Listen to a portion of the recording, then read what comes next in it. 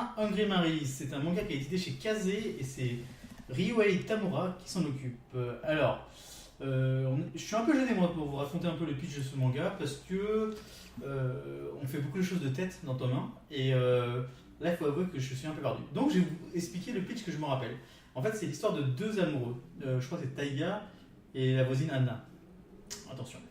Ils sont tous les deux de deux religions différentes. Il y en a un qui est on va dire catholique, au moins chrétien ou quelque chose, parce que c'est une religion vraiment imagée par les japonais du christianisme.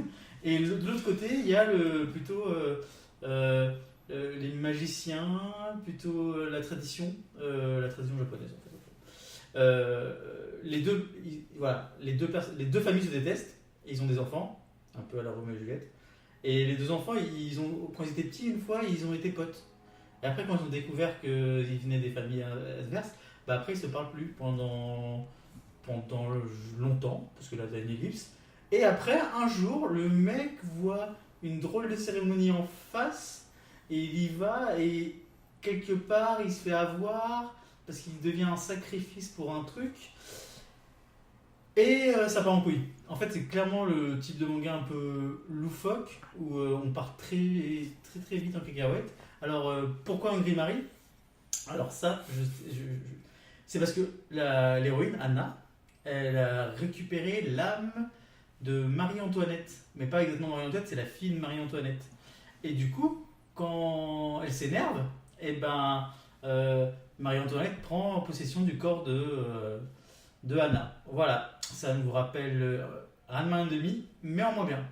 Parce que moi, franchement, j'ai presque oublié ce manga. En plus, je l'ai lu il n'y a pas longtemps, hein, mais c'est pas quelque chose qui m'a vraiment marqué. J'ai beaucoup aimé les dessins, c'est très très joli. En fait, c'est très old school, je trouve. C'est très, justement, j'ai l'impression que c'est un peu le dessin de GTO, un peu propre, pas trop de détails, mais avec des lignes claires.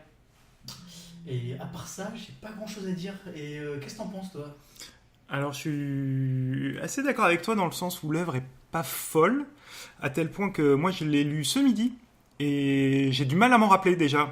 Mais j'arrive à m'en rappeler suffisamment pour dire que t'as dit une grosse bêtise. Et oui, t'as dit une grosse bêtise et je suis obligé de le dire. Bien sûr. Alors, il y a bien une histoire d'âme qui est dans le corps, mais pas dans le corps de Anna, mais dans le corps de Taiga, justement. Ah, d'accord, et oui, très bien. c'est du coup le mec qui quand il est dans son apparence d'homme, c'est l'âme de la fille de Marie-Antoinette qui prend le dessus. Je me rappelle qu'il y avait un rapport avec la mamie. Exactement. Et quand il est transformé en femme, puisqu'en plus son apparence change direct, c'est l'âme du mec qui est à l'intérieur. D'accord. Donc c'est un petit truc chelou. Et comment se fait le switch ? C'est, comme le titre l'indique, c'est en gros la fille de Marie-Antoinette, elle est morte, elle a été affamée dans un donjon, je sais pas quoi. Donc là, tout ce qu'elle cherche, c'est manger.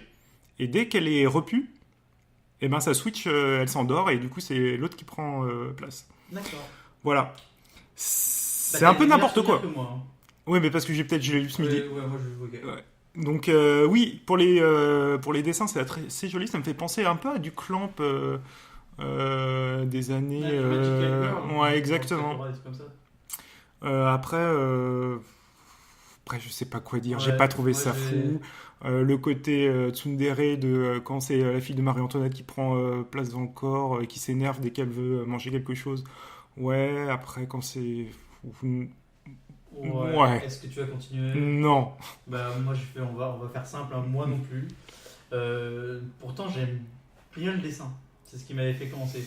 Mais voilà, c'est pas le storytelling qui me parle. Peut-être que ça parle à d'autres gens. Je sais que par exemple dans notre entourage il y a des gens qui ont aimé. Oui, on rappelle que c'est pas parce qu'on n'aime pas que personne n'aimera. Tout le monde a le droit d'avoir des good shots, même nous. Surtout nous. Enfin, je crois. Bon, voilà. On va s'arrêter là, je pense. Ça sert à rien d'aller plus loin. Ouais. Bon, Pras, après ces bonnes paroles, j'ai envie de dire que les gens peuvent nous retrouver sur les réseaux sociaux. Notamment toi, on te retrouve sur... Twitter, Praska, @PRSK. Et chez moi, ça sera du coup @Tomix. Du coup, venez nous dire ce que vous avez pensé de ce manga, de ce tome 1, si vous l'avez lu. Sinon, ou si vous l'avez aimé, ou si vous l'avez pas aimé. Hein, la parole est libre. Ouais. Et surtout, n'hésitez pas à nous recommander des œuvres si vous voulez qu'on vous dise ce qu'on en pense. que ce soit des œuvres récentes ou des œuvres plus anciennes. Ou On est à même votre nous- dispo. Ou même nous partager ce que vous aimez. Hein. Nous, on aime bien, nous, Oui. découvrir des trucs. Et en attendant, bah, on va aller boire un verre et on vous dit à très bientôt. N'oubliez pas de nous suivre sur iTunes, Spotify, Spreaker. Spreaker ou les flux RSS. Mettez-nous des étoiles où vous pouvez. Surtout, partagez ce podcast avec vos copains qui pensent qu'ils ont des bons goûts en manga. Parce Voilà. qu'en vrai, ils n'ont pas des bons goûts, hein, Non, c'est nous. évidemment. Bisous. À bientôt.